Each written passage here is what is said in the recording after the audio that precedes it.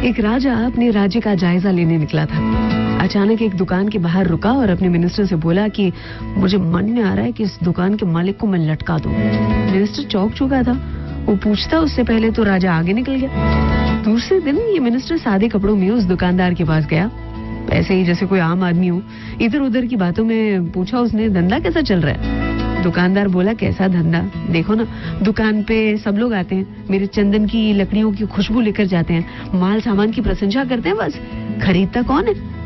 बोला, अब तो बस ये राजा मरे तो उसके लिए चंदन की लकड़ियों की डिमांड आए, और बहुत आएगी, आखिर राजा है वो, और मैं एक ही तो हूँ चंदन की लकड़ियों वाला यहाँ पर, और है कौन?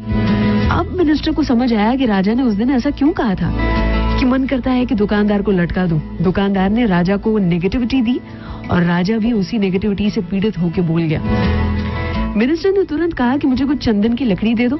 दुकानदार खुश हो गया, अरे वाह, उन लकड़ियों को सुंदर लपेट के दिया। मिनिस्टर ने सीधा जाके राजा के पास उन लकड़ियों को रखा, कहा कि महाराज आपके लिए भेंट है, चंदन की लकड़ियों वाला जो दुकानदार है उसने भेजी है। चंदन की खुशबू और उनके सुनहरे रंग को देखकर राजा बहुत खुश हुआ। अपनी ओर से उस दुकानदार के नाम कुछ सोना मोहरें भेज दी। राजा को बहुत दुख हो रहा था कि उसने दुकानदार के बारे में ऐसा कहा था। दुकानदार को दुख हुआ कि उसने राजा के मरने की दुआ की थी। उस दिन से राजा के गुणगान गाना शुरू कर दिया था, अर्थात what you give to the world is what you get back.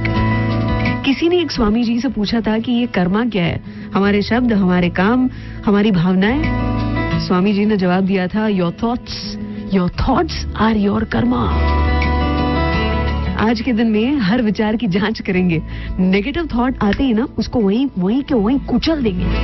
अर्चना नी સાથે સલામ દુઆ વણકમ પ્રણામ સત શ્રી અકાલ। કેમ છો? સારું છે? અમદાવાદ આખું મારું છે। अर्चना की ओर से गुड मॉर्निंग एंड